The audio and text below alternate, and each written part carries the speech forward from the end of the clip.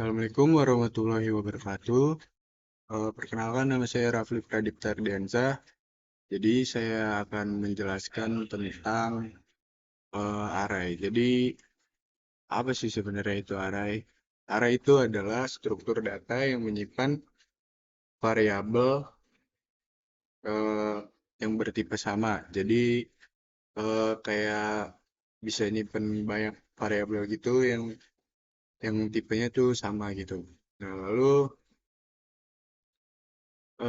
di sini saya akan menjelaskan tentang array satu dimensi, array dua dimensi, cara mendeklarasikannya, lalu cara memanggilnya, lalu di sini saya juga akan menjelaskan tentang apa saja operasi-operasi yang ada di array dan contoh soal. Berapa contoh soal dari array satu dimensi dan dua dimensi. Di sini ada array satu dimensi. Sebelumnya apa sih itu array satu dimensi?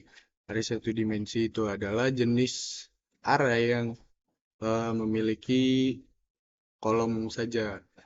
Nah, jadi di sini ada tipe data integer, array. Nah, ini ada jumlah elemen yang ada di array tersebut. Lalu di sini ada elemen-elemennya, dari 1, 2, 3, 4, 5. Lalu di sini ada out.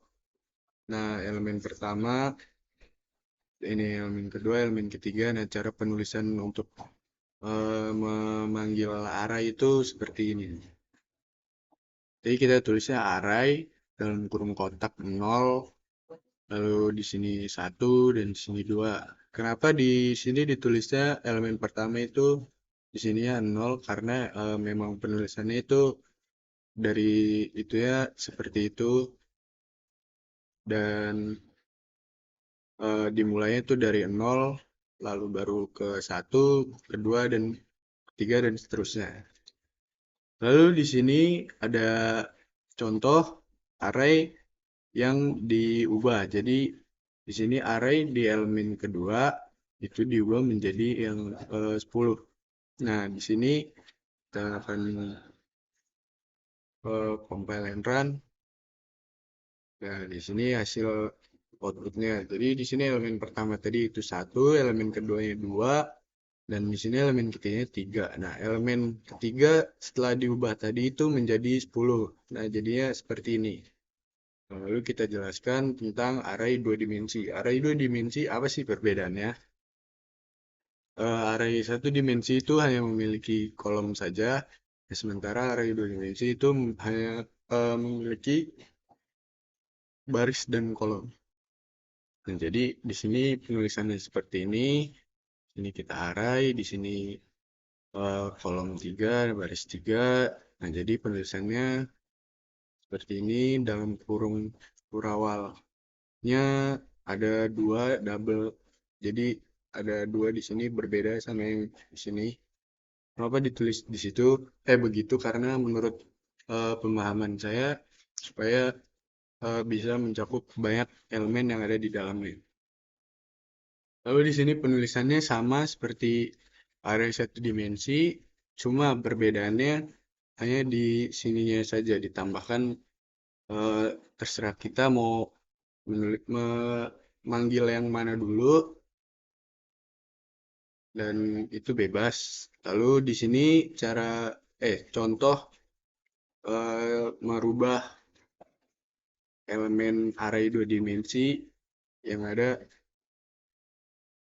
dan kita lihat outputnya. Nah, jadi outputnya bakal keluar kayak gini, elemen pada baris 0 kolom 0 itu 1, elemen pada baris 1 kolom 2 itu 6, elemen pada baris 2 kolom 1 itu 8. Nah, ini elemen pada baris 1 kolom 1 setelah diubah itu 10. Nah, ini semua elemen yang tadi itu ini 1, 2, 3, 4, harusnya di sini 5 karena udah diubah jadi 10, 6, 7, 8. Kita lihat pada baris 0 kolom 0 itu 1, pada baris 1 kolom 2 itu 6. Sini benar. Pada baris 2 kolom 1 itu 8 ya. Kita cara deklarasiinnya di sini cara deklarasinya adalah ini cara deklarasi array pada satu elemen pada satu dimensi itu seperti ini. Jadi ini di sini integer array. Nah, ini yang belum dituliskan itu elemen-elemennya. Nah, jadi di sini jumlahnya 5, nanti kita bisa kayak edit supaya terserah kita mau angkanya berapa aja dan nggak harus ditetapin kayak gini. Lalu di sini terus ada array yang sudah ditetapkan elemennya dan ya penulisannya sangat simpel ya. Jadi lanjut yang ke array dua dimensi. Jadi di sini penulisan arraynya tuh seperti ini, sama kayak yang sebelumnya yang seperti ini nih, kayak gini. Nah, jadi dia ditulisnya array, kita mau berapa di sini terserah bebas. Lalu tanda kurung kurawal, kita tanda kurung kurawal lagi di sini kita masukin 3 elemen, lalu kita kasih tanda koma, jangan lupa. Terus kita kasih lagi di sini tanda koma lagi, dikasih lagi. Nah, seperti itu. Lalu di sini cara memanggilnya ya pada array satu dimensi yaitu cout elemen pertama, elemen kedua, dan elemen ketiga. Penulisannya sama seperti kayak gini, ya, mirip. Kita tinggal menuliskan di sini array pada elemen berapa yang mau kita panggil. Nah, sama kayak ke bawahnya juga. Lalu kita lanjut ke yang array dua dimensi. Sebenarnya ini sama-sama kayak yang sebelumnya gini. Cuma bedanya kalau array dua dimensi tuh dia lebih ada dia ada tambahannya karena dia di sini ada kolom dan baris. Jadi kita harus sertain pada baris berapa yang mau kita tampilin, elemen di kolom berapa juga yang mau kita tampilin. Udah. Jadi seperti itu. Lalu di sini ada apa ya kayak perulangan gitu. Jadi di sini itu nanti kita eh, jadi sebutin semua array, sebutin nampilin semua array itu jadi satu dimensi, eh nampilin array satu dimensi itu sekaligus. Jadi outputnya seperti ini. Nah, semua elemen dalam array itu ini 1, 2, 3, 4, 5 itu semua yang muncul. Lalu di sini juga sama kayak yang sebelumnya. Nah, kayak gini yang bawah nih mirip. Nah, jadi outputnya seperti ini. Nah, jadi muncul semuanya elemen yang ada di array dua dimensi tersebut. Lalu di sini operasi-operasi apa saja yang ada di array satu dimensi. Nah, jadi di array. Nah, jadi di sini itu operasi-operasi yang ada di array itu ada mengakses elemen array. Nah, mengakses elemen array itu kayak contoh yang tadi pertama. Ini mengakses elemen array, lalu terus ada mengubah nilai. Nah, di sini mengubah nilai. Nah, kayak gini. Lalu terus ada eh, kayak perulangan gitu. Nah, itu yang kayak perulangan tuh yang kayak gini. Ini yang elemen dimensi satu atau enggak dimensi dua itu sama saja. Lalu terus ada mengurutkan eh, elemen array. Nah, seperti ini contohnya. Nah, jadi ini kodenya. Di sini saya memakai sort untuk mengurutkan array. Nah, jadi outputnya seperti ini. Nah, ini array setelah diurutkan.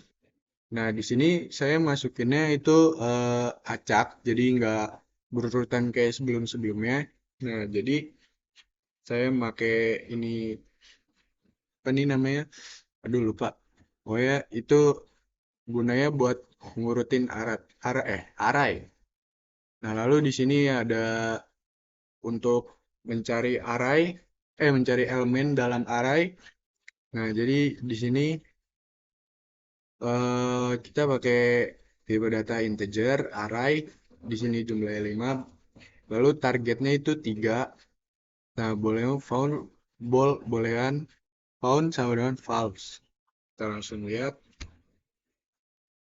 apakah, nah di sini elemennya ditemukan karena di sini targetnya tuh 3. Nah, lalu karena di dalam array tersebut ada elemen 3, jadi ditemukan.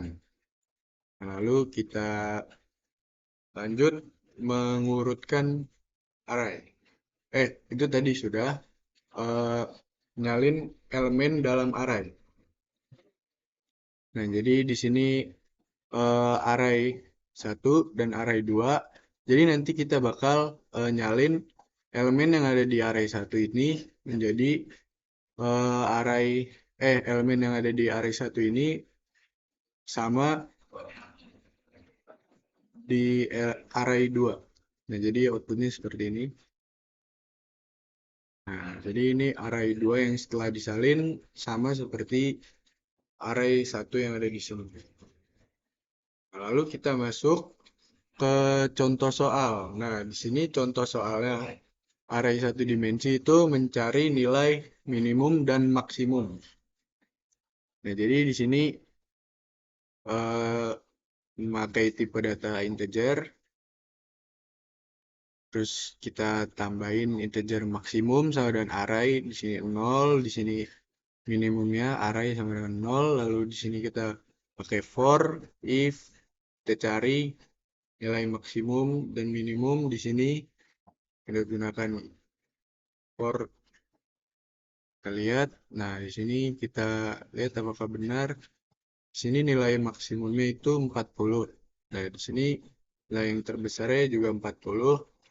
Lalu di sini ada tadi. Nah, ini. Nah, di sini nilai minimumnya 5 dan di sini dan yang paling kecil itu 5. Lalu kita masuk ke soal yang kedua, array 2 dimensi, yaitu buatlah program yang mengalihkan setiap elemen dalam matriks 3 kali 3 dengan 2 dan mencetak hasilnya. Nah, jadi di sini untuk bikin kayak gini tuh kita bikin dulu arraynya 3 baris dan 3 kolom. Lalu di sini faktor ini buat perkaliannya dan di sini kita pakai perulangan for. Nah, lalu kita pakai for juga di sininya. Kita pakai looping. Lalu di sini ya buat ininya perkaliannya dan kita lihat. Nah, jadi di sini matriks telah dikalikan dengan faktor 2 yaitu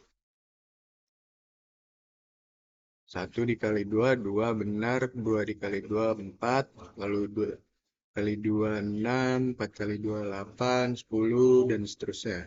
Ya, benar. Jadi, eh, sekian penjelasan tentang array dari saya. Kurang lebihnya mohon maaf. Wassalamualaikum warahmatullahi wabarakatuh.